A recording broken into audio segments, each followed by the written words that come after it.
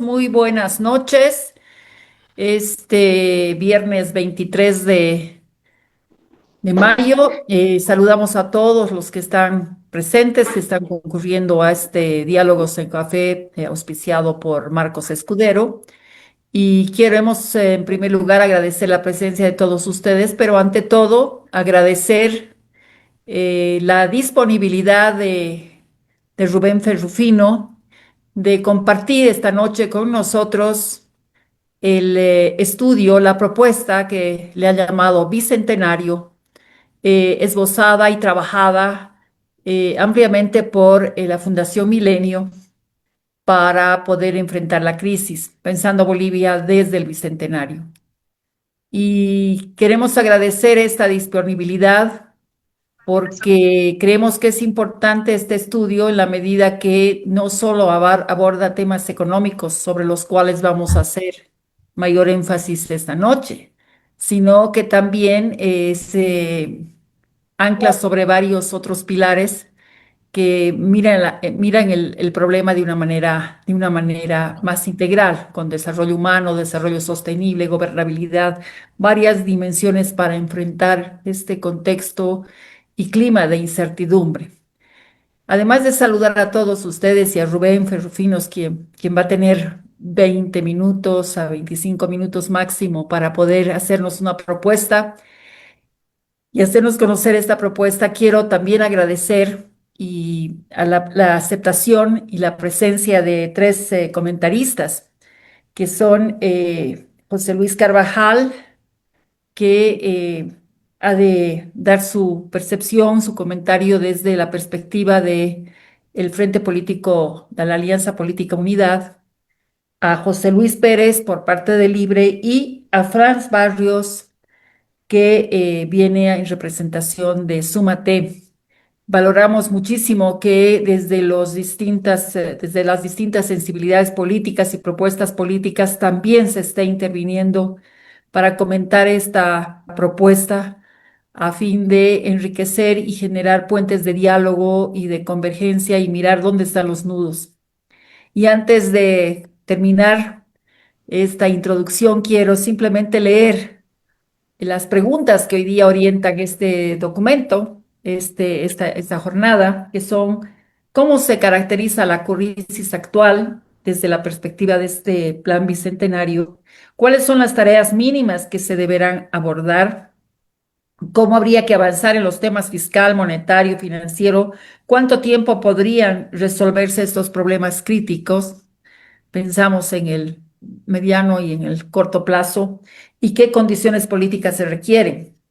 Pero además de ello, yo quiero simplemente cerrar esta presentación y decir que los comentaristas que tienen aproximadamente 10 minutos, quisiéramos que se rijan a los tiempos establecidos para que después tengamos una ronda de comentarios donde todos y cada uno podrán preguntar, hacer preguntas, hacer comentarios breves y nuevamente escuchar a quienes hoy día forman parte de este panel. Hay una frase que me ha gustado mucho del documento que dice así, y se refiere a que el plan bicentenario parte de la premisa de que todos estos frentes, el económico, social, ambiental y político, forman hoy un solo nudo. Desatarlo exige acciones simultáneas y coherentes. Adelante. Muchas gracias, Adelante. Trans. Ahora sí, creo que tanto tenemos visualizadas las respuestas y tanto los contrastes, el análisis comparado de las propuestas tanto de Súmate, de Manfred Reyes Villa y su dupla, de Tuto Quiroga y también de Samuel Doria Medina en el marco de Alianza Unidad. Ahora voy a invitar para que muy brevemente Antonio Sarabia pueda hacer algún breve comentario, agradeciendo su presencia en esta noche. Y después vamos a abrir ya el foro a los participantes para que hagan consultas y comentarios muy breves. Creo que pueden ustedes ya levantar su manito electrónicamente, digitalmente. Está Armando de la Parra, ya lo hizo hace un momento. Entonces, Antonio, no sé si tienes algunos comentarios a todo lo dicho hasta este momento en tu condición de candidato vicepresidencial de una de las alianzas. Bueno, muchas gracias, Erika. Muchas gracias a todos. Voy a tratar de ser muy cortito. No tenía planeado participar hoy, pero gracias por la invitación. Miren, ha sido muy interesante escuchar la presentación de Milenio, como siempre, de muchísima calidad. Y también ha sido muy interesante escuchar los comentarios de las diferentes candidaturas, especialmente cuánta coincidencia existen entre esas tres diferentes opciones, ¿no? Y para mí eso es muy interesante porque yo estoy en las antípodas de todos ellos. Es decir, ellos coinciden en muchas cosas y yo no coincido en absoluto. Y fíjense, yo tengo que ser muy rápido acá porque no tengo mucho tiempo. Pero para empezar, yo nunca iría al FMI a pedir plata. No, pues, estamos en una competencia de nosotros vamos a pedir 3.800, nosotros vamos a pedir 10.000, 12.000. No se puede ir al FMI y conseguir más deuda. Lo acaban de decir ustedes, pagamos 72.000 millones de bolivianos al año en servicio de la deuda y queremos meterle más deuda. No, señor. Aquí la confianza se va a recuperar cuando la gente vea que el gobierno es responsable. Entonces, para eso tampoco podemos decir existen déficits fiscales razonables. Los déficits fiscales nunca son razonables. ¿Por qué? Porque la única forma de cubrirlos en el futuro es con incremento de impuestos, con deuda externa o imprimiendo, ¿no es cierto? No hay otra forma de cubrir los déficits. Entonces, nunca son razonables. Lo que tenemos que hacer es tener déficit cero. Cuando tengamos déficit cero y le mostramos a la gente que nosotros funcionamos como una familia responsable en el gobierno, la gente va a empezar a recuperar la confianza. ¿Qué pasa con los combustibles? No podemos seguir teniendo empresas públicas. Que la gente me escuche muy bien acá. No podemos seguir teniendo empresas públicas. No porque sean todas deficitarias, algunas no serán deficitarias, pero todas son ineficientes y además generan una influencia dañina del gobierno en la economía. Así que si yo soy vicepresidente, si nosotros somos gobierno, se eliminan todas las empresas y aquí no hay tal estratégicas. Y EPFB no puede seguir importando combustible porque es un nido de corrupción y nunca lo ha hecho bien. Tenemos que abrir la libre exportación de combustibles al que quiera hacerlo de una forma privada. El subsidio no es subsidio. Tenemos que entender bien esto también. El subsidio es corrupción e impuestos. Si tú le quitas la corrupción que existe en el sobreprecio cuando se compra en Arica y si le quitas los impuestos que se le hace pagar a YPFB, no existe el tal subsidio, se reduce sustancialmente. Entonces, si nosotros abrimos esto a la competencia privada, ¿no es cierto? La gasolina y el diésel van a costar un poco más en el surtidor, pero tampoco mucho más, porque no tendríamos la corrupción que existe hoy ni el pago de impuestos. Finalmente, cuando Milenio hace es un buen análisis, no vamos a reducir de 17 ministerios a 11, pero cada vez que reduce uno lo pasa como subministerio o viceministerio de otra o entidad, o sea, meten eso dentro de otro ministerio. Hay que acabar con esa burocracia. Yo siempre he dicho que tenemos 600.000 empleados públicos, tenemos que pasar a 500.000 en una primera etapa y seguir bajando, porque no podemos tener 600.000 empleados públicos en un país de 12 millones de personas. Es una barbaridad, ¿no? Y finalmente, termino con esto. Lo que nosotros proponemos al país es, miren señores, nosotros no vamos a decirles qué hacer, ni nosotros tenemos planes grandilocuentes de qué se tiene que hacer. Cuando alguien me dice, tenemos que hacer una transición energética y movernos hacia esto y movernos hacia el otro, yo digo, ¿y cómo sabe esta gente qué tipo de energía es la que quiere usar el ciudadano? ¿Cómo sabe esta gente si nos tenemos que mover al gas o al litio o no sé qué? ¿Por qué no dejamos que sea la gente, los individuos, los que decidan qué tipo de energía quieren usar? ¿No es cierto? Dejemos que el mercado solucione esos problemas. Entonces, el gobierno que nosotros proponemos es un gobierno fundamentalmente diferente al que acaban de oír. Es un gobierno que simplemente dice, yo protejo la propiedad privada, yo me encargo de que no hayan déficits fiscales, yo no emito más moneda, tipo de cambio fijo para siempre, no solamente circunstancialmente, tipo de cambio fijo forever, no imprimo más moneda, y usted decida qué tipo de energía quiere, qué quiere producir, qué quiere exportar. no hay controles de precio, no hay cupos a la exportación, no hay barreras burocráticas. Ese es el gobierno que a mí me parece que nosotros necesitamos y eso es lo que vamos a plantear en estas elecciones. Gracias. Gracias, Antonio. En realidad tú has planteado no solamente una propuesta de cambio de gobierno, sino un modelo de Estado absolutamente distinto y has hecho un contrapunteo provocador a todos los participantes. Ahora sí, abrimos la ronda de preguntas y comentarios y creo que empezaremos por Armando de la Parra, que va a romper el hielo. Y bueno, aprovecho también de saludar a Javier Comboni, que está presente. Estamos con 42 participantes esta noche y nos están siguiendo también por Facebook. Armando, adelante con tu pregunta y tu comentario, o tu comentario. Muy bien, en primer lugar, mil disculpas, no he podido configurar mi cámara, o sea que no voy a ser visible. Pero, y luego, felicitar muy sinceramente al equipo de Milenio por el trabajo que han realizado, que es un trabajo, creo que es un trabajo de enorme valor. Porque si bien pueden haber cosas en las que unos estén de acuerdo, en los otros no, esto constituye una especie de agenda de concertación para la gobernabilidad. Y creo que tenemos que ver, como por lo menos yo veo con cierto, siendo optimista, digamos, porque pues, hay muchas circunstancias para no ser muy optimistas, pero siendo optimistas, vamos a llegar probablemente a un resultado electoral que tenga que definirse en una segunda vuelta. Eso es más o menos cómo se está perfilando. Si no ocurre eso, si alguien gana en primera vuelta, ya es muy difícil pensar en diálogos de gobernabilidad. Pero como parece ser esa es la situación, va a ser muy interesante porque va a ser la primera vez que se da una segunda vuelta en Bolivia. Las segundas vueltas en el pasado se hacían en el Parlamento.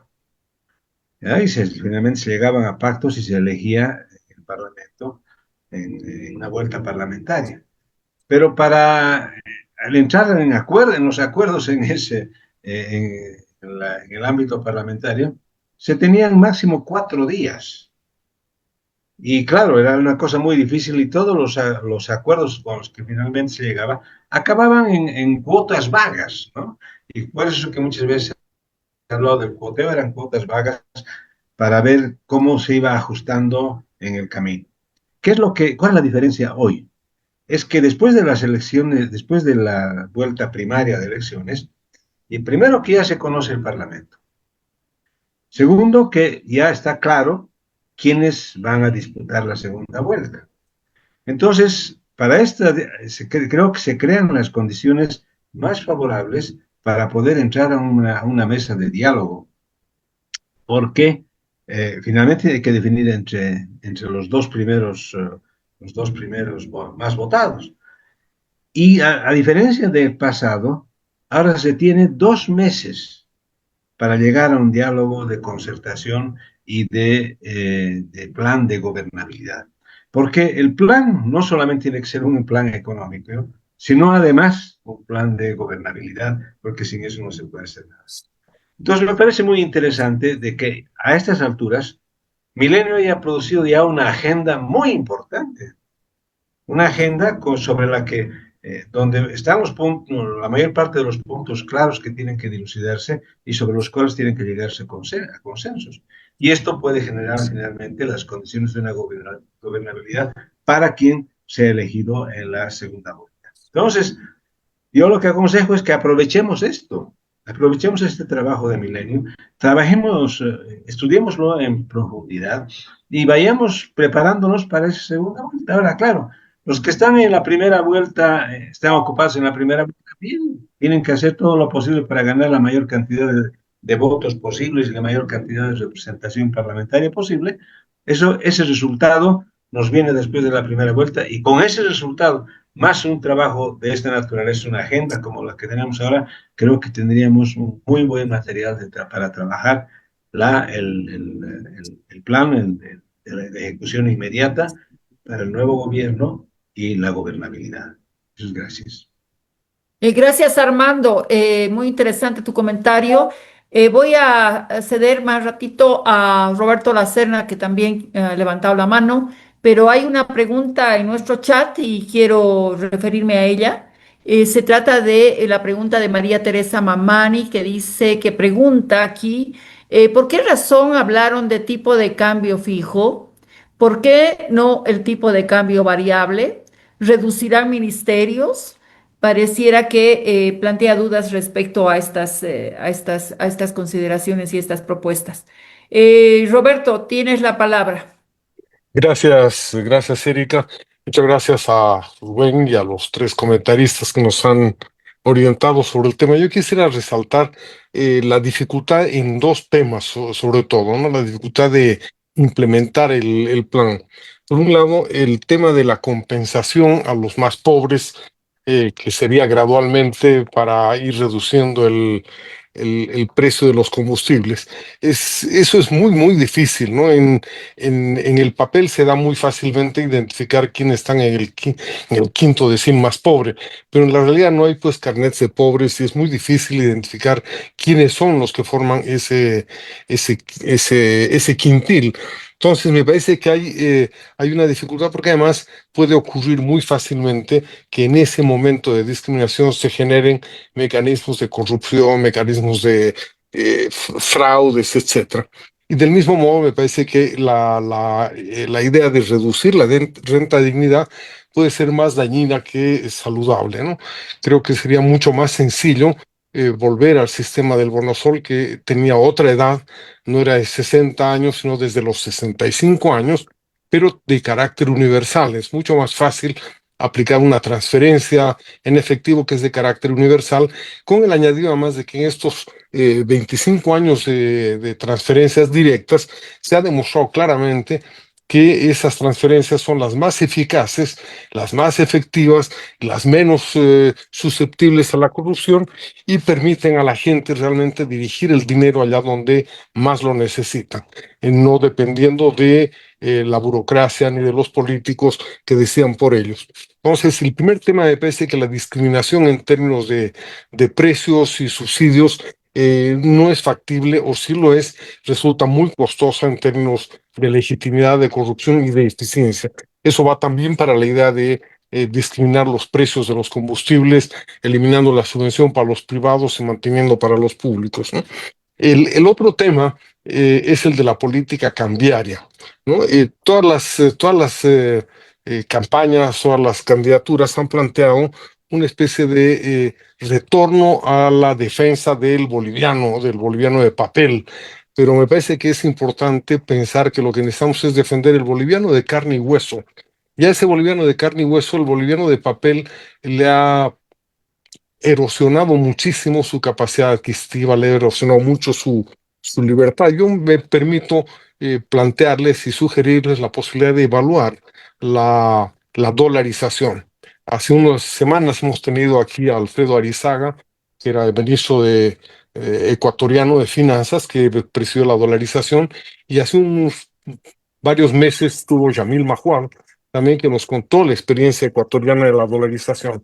Si se avanzara en ese tema, eliminando el boliviano, no solamente no tendríamos necesidad de entrar en todas las complicadas reformas del Banco Central, etcétera, sino también necesitaríamos mucho menos reservas y podríamos resolver gran parte del problema poniendo en circulación esa enorme cantidad de dinero que está seguramente en los colchones, facilitando además que algunos sectores que no están tributando y que no forman parte del Producto Interno Bruto y del cálculo económico en el país puedan ser partícipes mucho más directos y efectivos de la recuperación económica. Entonces, esa es una sugerencia para todos que me parece que debería ser considerada, porque tenemos ya experiencias de largo plazo como en Panamá, de mediano plazo como en el Ecuador y de corto plazo como en El Salvador, como para aprender de ellos. Gracias. Gracias, Roberto. Antes de pasar la palabra a Walter, que está pidiendo participar, voy a leer un comentario y una pregunta de Vincent Gómez García Puyachat, que dice: el espíritu del plan del Bicentenario y los comentarios se enmarcan en un contexto de transición ordenada, cuando lo más probable es que el cambio de gobierno se produzca en un ambiente de urgencia hiperinflacionaria y convulsión social. ¿Cuán válido es este plan y los comentarios de las fuerzas políticas participantes en la situación real en la que se produciría el eventual cambio de gobierno y la transición, o sea, por alguna fuerza opositora? Eh, Paso la palabra a Walter y me imagino que Antonio quiere hacer un comentario muy breve antes de ya cerrar la ronda con los comentarios finales de parte de nuestros panelistas. Adelante, Walter Guevara. Gracias, Erika. Yo he considerado como una lección para Bolivia el caso Milei, pero no por el tema económico. El milagro político de Milei ha consistido en anular, qué sé yo, más de 70 años del populismo más acendrado de América Latina, el peronismo. Y esa ha sido una precondición para que implemente las medidas económicas que está implementando y no ha perdido apoyo hasta este momento.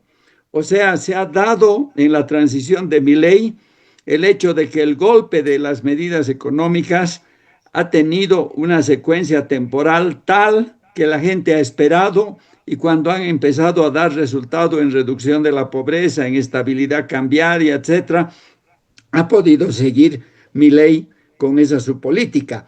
Esta introducción la hago para hacer algunas preguntas, no sobre el tema económico en el que tanto han incidido los presentadores con mucha razón, sino las condiciones políticas que son esenciales para poder implementar cualquiera de esos planes. ¿No es cierto? Porque la mayoría de los votantes no entiende lo que se ha presentado acá, obviamente. Y el populismo que está fuera del gobierno va a estar viviendo para repetir la experiencia de Yanine Áñez, para acortar ese mandato lo más posible. Pensar hacer acuerdos con el populismo desplazado parece utópico. El tiempo de efecto del shock positivo tendría que ser realmente una consideración importante en función de la aceptación política de estas medidas, sobre todo dependiendo de si ha de haber o no una mayoría en la asamblea, ¿no? Entonces, ¿cómo y con quién hacer acuerdos? Son temas políticos que no se han tocado acá, tal vez no era pertinente, pero son temas pertinentes para poder implementar cualquiera de esos programas, porque el populismo desplazado va a salir a las calles. Y si hay segunda vuelta con el populismo, que es lo probable, digamos andrónico por decir algo, ese andrónico difícilmente va a estar en un ánimo de concertar con el nuevo ejecutivo. O sea, además hay que concertar con los otros candidatos opositores que han perdido. No sé si nuestra cultura política les va a permitir ser patrióticos y responsables y de repente se han de unir al esfuerzo del populismo de tumbar al nuevo gobierno solamente por el empute de haber perdido. Este tipo de preguntas las lanzo por si acaso alguno de los presentadores se anime a responder alguna de estas preguntas, pero estoy consciente que no entran en el campo de lo económico. Gracias, Erika.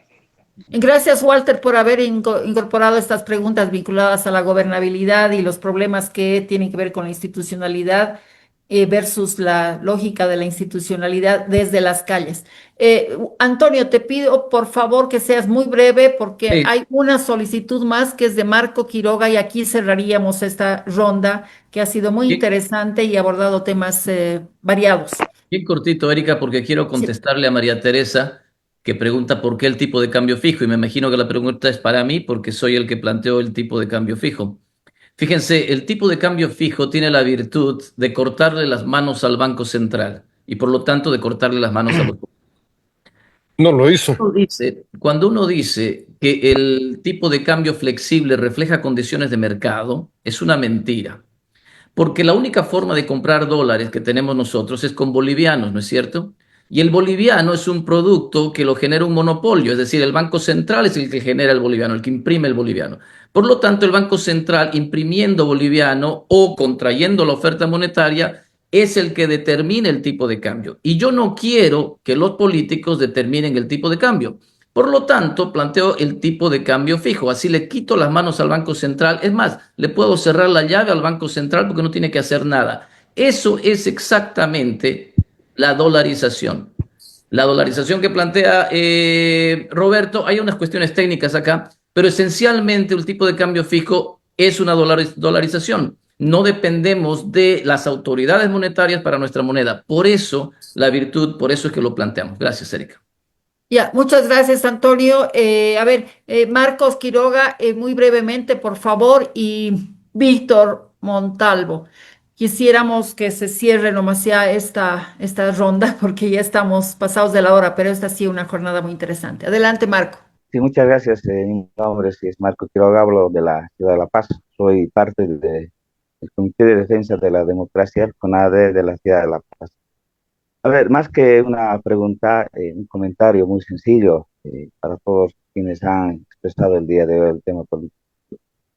Si no se está viendo un sistema o un problema, podríamos llamarlo así, todos hablan de la reducción del aparato estatal. ¿Qué va a pasar con esas cientos y cientos de personas que van a ser desplazadas podríamos decir, a la calle? Se va a crear una convulsión social totalmente terrible y tenemos una experiencia de lo que ha pasado con el 22%. Ahora, endeudar más al país creo que no es la vía totalmente responsable. Como alguien ha comentado, dijo bien claramente, y muchos podrán entender en materia económica lo que han presentado la Fundación Milenio, pero ¿qué pasa con la población en general? Les voy a explicar de esta manera, así, ¿no? Ahorita tenemos un problema totalmente terrible. La gente está desesperada por el tema del alza de precios, la inflación. Estamos entrando a una crisis totalmente muy lamentable y esto es como una bomba de tiempo. Entonces, mi comentario va en sentido de que los actores políticos, los representantes de las resoluciones políticas, tienen que ponerle más énfasis en dar resultados totalmente sencillos, prácticos hacia la población para que entiendan. Tiene que sincerarse, decirles el candidato X lo que plantea, más allá de lo que dicen los actores políticos como Tuto y Samuel, unos 100 días, el otro que va a tener miles de dólares del Fondo Monetario. Que no es así. La población no entiende, no comprende eso. Es fácil decir, vamos a reducir ministerios, pero por favor, nadie ha planteado en este momento sobre el tema si de alguna manera vamos a llevar adelante una reforma parcial o total de la Constitución. Nadie ha planteado hoy que se les puede cobrar impuestos a las cooperativas áureas. Nadie ha planteado hoy que se les puede incrementar el pago de impuestos al sector local. Solamente ese comentario quería hacer y muchas gracias. Gracias, Marco, por haber incorporado este enfoque, que creo que es una de las preguntas que se alinean también en las respuestas que se generaron después del 21.060 cuando se planteó el Fondo Social de Emergencia. Pasamos entonces al cierre, a la ronda final. Si quiere hacer alguna pregunta o comentario, tiene el chat para poderlo escribir. Pasaremos primero para que Rubén haga un comentario muy breve y después los tres expositores vinculados a fuerzas políticas que van a tener un rol seguramente en este gran proceso de concertación y búsqueda de gobernabilidad. Adelante. Gracias, Erika. No, el comentario central creo que es que el documento cumple el fin por el cual ha sido concebido, que es tratar de conducir la discusión en el ámbito técnico, y el nivel de coincidencias que se han visto también es importante, lo que muestra un proceso de reflexión que más o menos apunta por los mismos caminos con algunos matices distintos. Hay un comentario que no necesariamente está en lo económico, pero me parece relevante, que tiene que ver con la viabilidad política en cualquier proceso o de cualquier programa gubernamental. Y sin duda, yo creo que la solución a la crisis económica no está en la economía necesariamente. Pasa por una solución a la situación y a la crisis política que está viviendo el país. Eso por un lado. Por otro lado, la persona que reflexionaba respecto de lo que puede significar en términos de impacto social, llevar adelante un programa de consolidación fiscal, es decir, poner las cuentas en orden en la casa. La contrapregunta es, ¿qué pasa si es que no se hace nada? Y la respuesta está en el pasado de hace 40 años, en el mismo país, aquí en Bolivia. No se pudo hacer nada por varios años y el resultado fue la hiperinflación.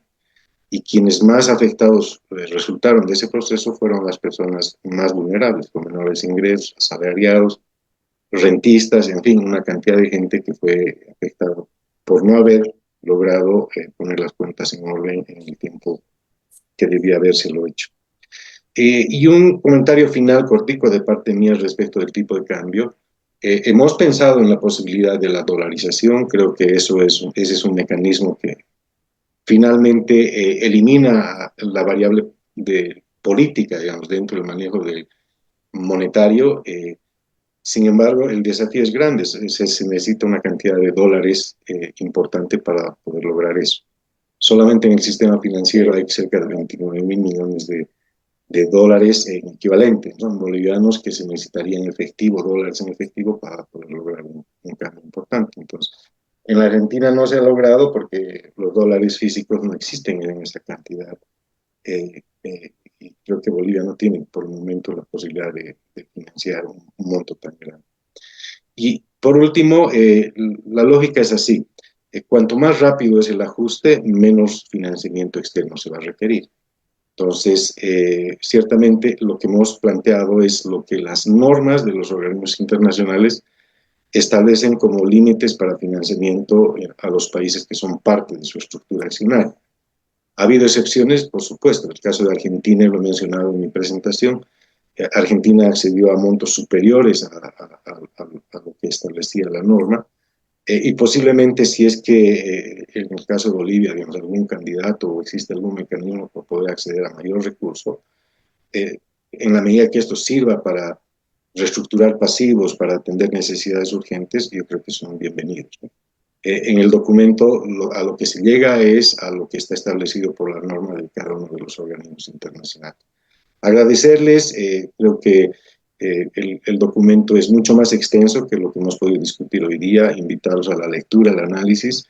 Detrás de cada uno de esos planteamientos hay documentos anexos y también, como lo han mencionado, el modelo que permite evaluar cada una de las medidas, la gradualidad o velocidad con que se tomen, está abierto para todos que quieran consultarlo, y por supuesto el objetivo de eso es apoyar a la reflexión, no solamente a los candidatos, sino también a la ciudadanía en general. Eso, gracias. Gracias, Rubén. Ahora sí vamos a pasar a los comentaristas a la inversa. Vamos a empezar con Franz. Rafael, para que haga su cierre en base a las preguntas y a las inquietudes que aquí se han planteado de una manera muy extendida. Gracias, Erika. Para finalizar, quisiera concluir con dos elementos, respondiendo en parte a las preguntas. Las acciones inmediatas sobre orden cambiario, monetario y disciplina fiscal van a ser inmediatas. Para esto no se necesitan nuevas leyes, porque uno piensa de que sin una gobernabilidad en el legislativo va a haber un empantanamiento que además, con la presión de la calle, o acorte el mandato o genere más conflictividad de la que ahora no se está pudiendo resolver. Pero sí, como al menos en nuestra perspectiva hemos tratado de modelar escenarios, estas que son las medidas inmediatas que la gente en materia de economía y energético demanda, se van a poder cumplir en el menor tiempo. Para hacer un recuerdo, en nuestra historia, cuando se confeccionó de repente, en algunos aspectos, pero es condiciones socioeconómicas, el 21060, se lo hizo en 20 días, con la reunión de profesionales y bajo presión. Así tiene que ser, así va a ser, porque sabemos que no estamos entrando a algo que va a ser, que va a tener pacificidad, ¿no? Como ni siquiera se va a comparar a lo del 2019, pero justamente con esa decisión de quienes lleguen es que se tiene que implementar, sin que eso signifique que no se impulse el arte del consenso legislativo, porque no va a dejar de ser la mayor expresión de la democracia representativa. Y para finalizar, el tema de la calle. Si bien puede que de repente no lleguemos hasta noviembre, por cómo va escalando esta espiral, el siguiente gobierno, uno de los desafíos más allá de garantizar incluso la transición, que para mí es un momento crítico, después de hacer respetar el resultado electoral, de repente con mayor protagonismo de la ciudadanía, va a ser el conservarse en los primeros días, porque sabemos que de repente bajo estas circunstancias, más que acceder, lo difícil por la conflictividad de la calle sea el conservarse. Y ahí va a requerir, como en la primera participación que gentilmente nos han permitido, de invertir de repente la prioridad ya en ejercicio de función de, por ejemplo, la transformación jurídica que nosotros manejábamos, ¿no? Que además de contemplar reinstituir el Estado de Derecho, la seguridad jurídica, también tenía un componente de orden público, que no significa, como en su momento también me pude aclarar, represión, pero sí orden público, orden para garantizar derecho de locomoción, para evitar bloqueos, para evitar atentados contra la propiedad privada y la vida y las otras libertades. Con eso concluyo. Muchas gracias. Gracias, Franz. Tú has hablado de la calle, has hablado de la necesidad de consensos y creo que eso es una aproximación interesante a retomar la posibilidad de que existe el consenso, que por ahora es una palabra que es sinónimo de traición o de claudicar con los principios y en contra de la responsabilidad que deberíamos tener hacia los ciudadanos. Adelante, por favor, José Luis Pérez, sus últimos comentarios al respecto de las preguntas que se nos han hecho. Está José Luis Muchas Pérez, gracias, ahí sí, está. gracias, Adelante. Erika. Para cerrar un poco la idea, hemos, primero que este tema de coincidencias con el documento que se ha trabajado, que nosotros consideramos importante, pero que además, como se decía, no es una propuesta electoral, sino es un documento técnico.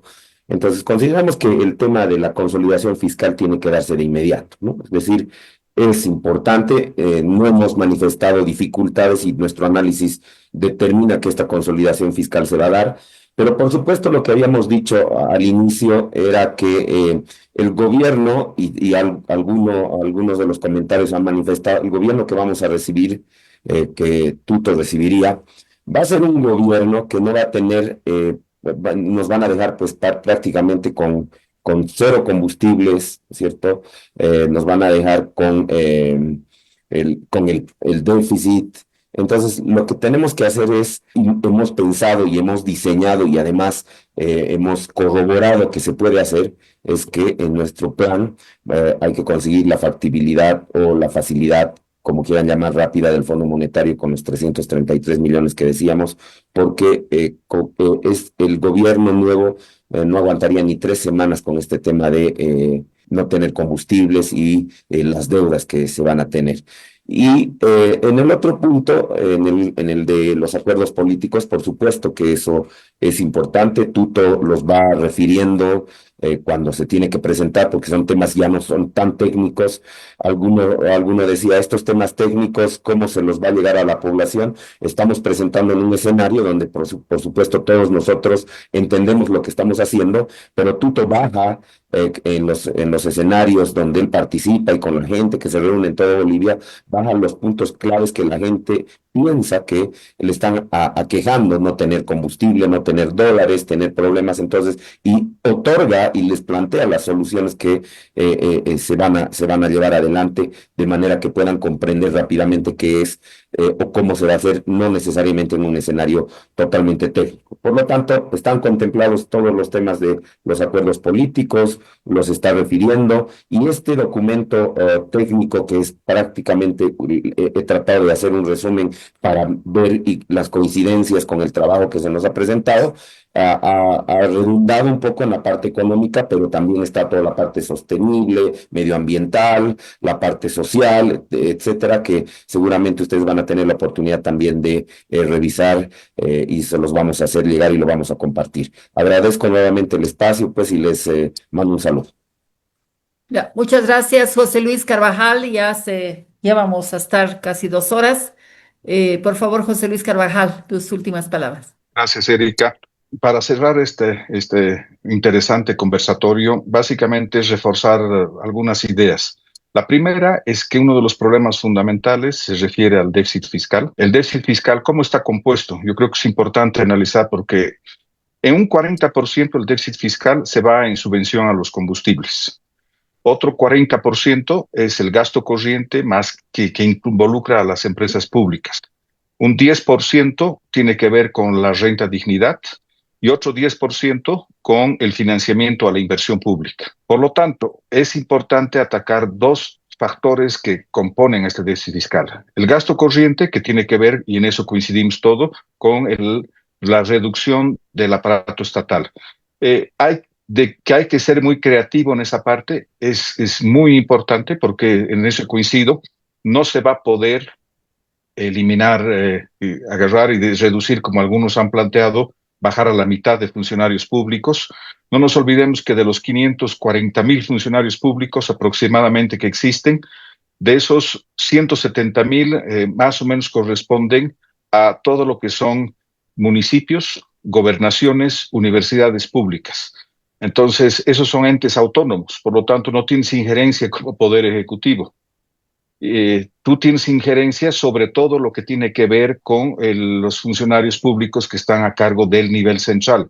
¿A qué nos referimos con ellos? Fuerzas Armadas, Magisterio, Salud, Policía, etcétera, etcétera. Por lo tanto, en esa cantidad puede ser reducciones y hay que ver cuánto se puede hacer. Pero hay un montón de otros gastos que están en los gastos corrientes que no son necesariamente sueldos y salarios donde se pueden hacer algunos ajustes. Por lo tanto, esa es una variable importante sobre la cual tiene control el Poder Ejecutivo.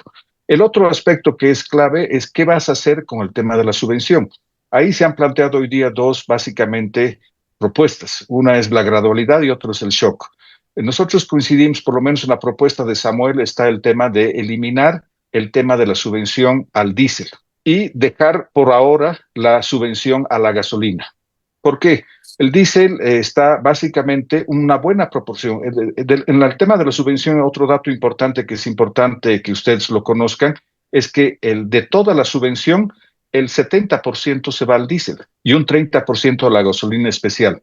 Por lo tanto, al cerrar esa brecha del diésel, que tiene que ver con el funcionamiento de la agroindustria, de la minería, del transporte público y una buena parte que se va al contrabando, estaríamos reduciendo de manera importante la subvención. Entonces, esa es parte también de la propuesta y en el tema de la gasolina, sí hacerlo de manera gradual porque afecta fundamentalmente al grueso de la población. Entonces, eso es otro de los temas que muestra, digamos, de alguna manera cómo vas a hacer en el tema. Y el otro aspecto que tiene que ver con las empresas públicas, en eso coincidimos, hay que hacer un análisis de una por una, pero fundamentalmente hay coincidencia de aquellas empresas públicas que han estado siendo de manera recurrente deficitarias y que no tienen futuro, no tienen viabilidad. Bueno, hay que estudiar la posibilidad de cerrar esas empresas públicas cumpliendo con todo lo que exige la formalidad actualmente. El otro tema tiene que ver con la renta dignidad y el otro tema tiene que ver con la inversión pública. Entonces, ahí están las variables de ajuste de la reducción del gasto fiscal. Esto, por supuesto, va a incidir en mejorar la situación del país y de esa manera vamos a poder avanzar en lo que significa los cambios que tienen que venir de manera simultánea, como es la constitución de ese fondo de estabilización. Nosotros pensamos que ese fondo debería estar llegando entre unos 5,000 a 6,000 millones de dólares. Eso es mucho más realista pensar que puede venir en una primera fase de lo que va a significar este programa de ajuste, que como ustedes verán, básicamente afecta a varios sectores. Y obviamente aquí no estamos tocando otros temas que van a incidir, por ejemplo, en la atracción de inversión y la atracción de divisas, que tienen que ver, por un lado, con liberar todo el tema de las exportaciones, con permitir de que las exportaciones se faciliten, se garanticen y permitirles a los exportadores un mejor funcionamiento de esa manera que puedan atraer divisas. Y también está todo lo que tenga que ver con el turismo. El turismo es fundamental para la atracción de recursos, de atracción de inversión y la atracción de divisas. Por lo tanto, tienes que fomentar estos sectores que tienen que ver con las exportaciones, con el turismo, para acompañar todas las otras medidas de políticas de ajuste que se requieren para frenar la situación actual que vive el país. Gracias nuevamente a todos ustedes por su atención y su tiempo. Muchísimas gracias a todos, gracias José Luis, a los dos José Luises, a Franz, a Roberto por haber abierto esta posibilidad a que Milenio nos ponga en la mesa esta agenda tan interesante. Queda claro que esta no será una agenda económica, será una agenda fundamentalmente política y requerirá de concertación.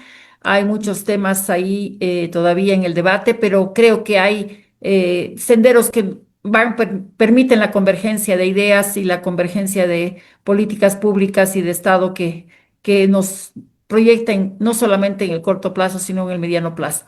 Yo agradezco muchísimo nuevamente la participación y la disponibilidad. No va a ser la primera vez que convoquemos a distintos actores políticos desde una perspectiva plural. Ese es el espacio esa es la filosofía que inspira a Marcos Escudero y a nombre de el CERES y a nombre de todo el equipo que organiza estas reuniones de todos los viernes, agradecerles nuevamente por su participación. Ha sido muy importante. Y creo que, no sé si Roberto Lacerne, que es el gestor de todo esto, quiere añadir unas últimas palabras. Creo que ya no.